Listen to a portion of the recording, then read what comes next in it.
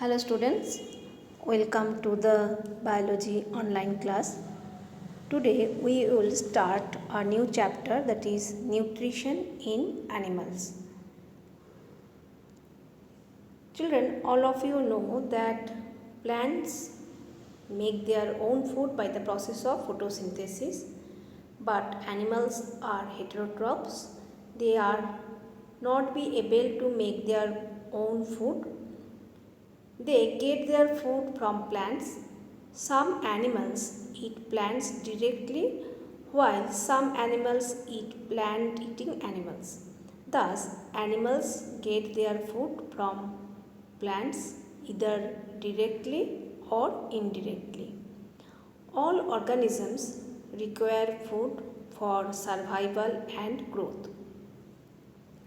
Requirement of nutrients, mode of intake of food and its utilization in the body are collectively known as nutrition.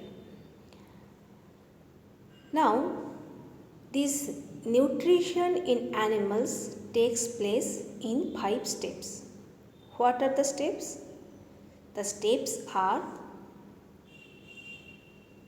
ingestion, digestion, absorption, assimilation and egestion.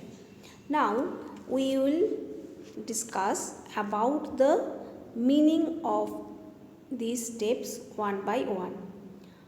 What is the meaning of ingestion?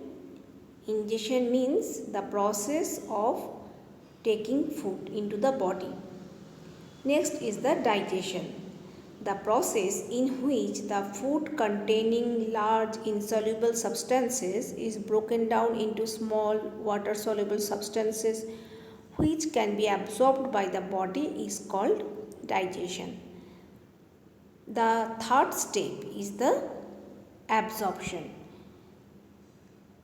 the process in which the digested food passes through the intestinal wall into bloodstream is called absorption. Okay. Next is the assimilation. What is assimilation? The process in which the absorbed food is taken in by body cells and used for energy, growth and repair is called assimilation. That means utilization of the food. Okay. And the last step, that is egestion, is the process in which the undigested food is removed from the body. Okay. Now we will discuss about the different types of process of ingestion. Different organisms takes food in different ways. As for example, spiders weave sticky web in which small insects get stuck. Then the spiders can suck the nutrients from its prey's body. Okay. Some aquatic animals filter tiny particles floating nearby and feed upon them. All of you have seen the picture of hummingbirds. Hummingbird has a long narrow beak and they suck the nectar from the flowers in plants by using their long narrow beak. In that way, every animal has some special structures or organs for taking food inside the body. In case of lizards and frogs, you know that they eat insects. They have a long and sticky tongue. They shoot out their tongue and the insect gets stuck to it. They quickly swallow the insects. The same thing takes place in case of the chameleon and wall lizard also.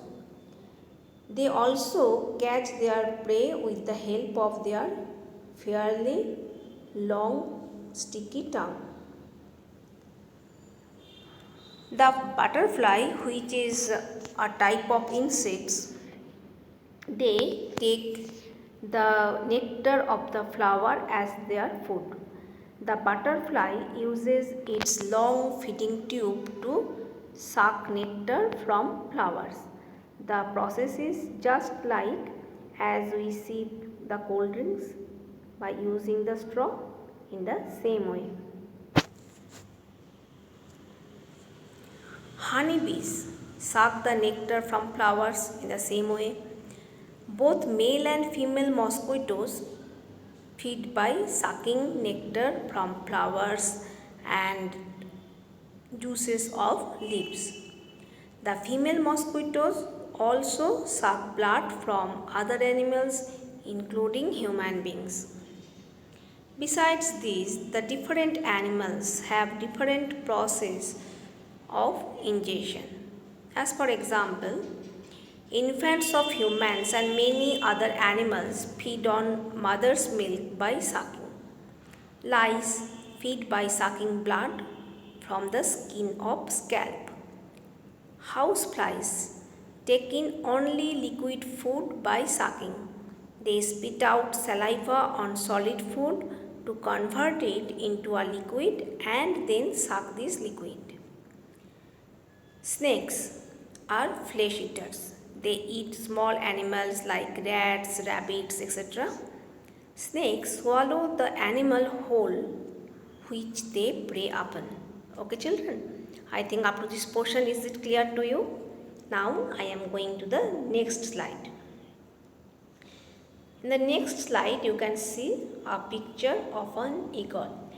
Eagle is a large bird which feeds on the flesh of its prey by tearing its flesh with powerful hooked beak.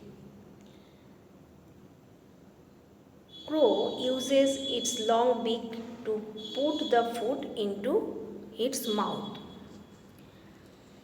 Starfish is a sea animal which has an amazing way of taking in food. Starfish feeds on sea animals which are covered by hard cells of calcium carbonate. After opening the shell of its prey, the starfish pops out its own stomach through its own mouth. Then the stomach surrounds the soft body of the prey which is inside the shell.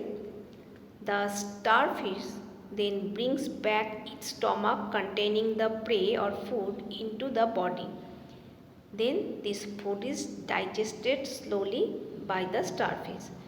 So here you can see that starfish has an outstanding process of ingestion. Amoeba, which is a tiny aquatic animal and the body is made by only one cell, they ingest their food with the help of its pseudopodia. Later, I will discuss about the digestion process of amoeba in a detail. Human beings use hands to put food into mouth. So from the above discussion, it is clear that there are many different methods of ingestion in the animal world. Now we will discuss about digestion. Our food consists mainly of substances such as carbohydrates, fats and proteins. These carbohydrate, fats and proteins are all large insoluble substances which cannot pass through the walls of our intestine and get absorbed as such. So before the food can be used by us for various functions like getting energy or for growth, it must be broken down into small water soluble substances which can be absorbed by our body. The process in which the food containing large insoluble substances is broken down into small water soluble substances which can be absorbed by our body is called digestion. In the process of digestion, enzymes play an important role. Enzymes help in the breakdown of complex molecules like carbohydrates, protein, fats, etc. into simple molecules. Digestion in unicellular animals like amoeba is intracellular. The digestive enzymes are secreted in the food vacuoles. In case of human being, we use both physical and chemical methods for digesting the large substances present in food. The physical methods includes chewing and grinding the food in mouth, and chemical methods include the addition of digestive juices or enzymes to food by the body itself. Now, during the process of digestion, the complex starch carbohydrate which is present in our food is broken down into a simple sugar called glucose. In case of fats, fats are broken into simpler substances called fatty acid and glycerol, whereas proteins are broken down into simple substance called amino acid. Now, glucose, fatty acid, glycerol and amino acids are all water soluble simple substances which can pass through the wall of our small intestine into the blood and hence get absorbed in the body. The process of digestion takes place inside our body. In the next class, we will learn about the human digestive system. So, thank you all children. Stay safe and happy.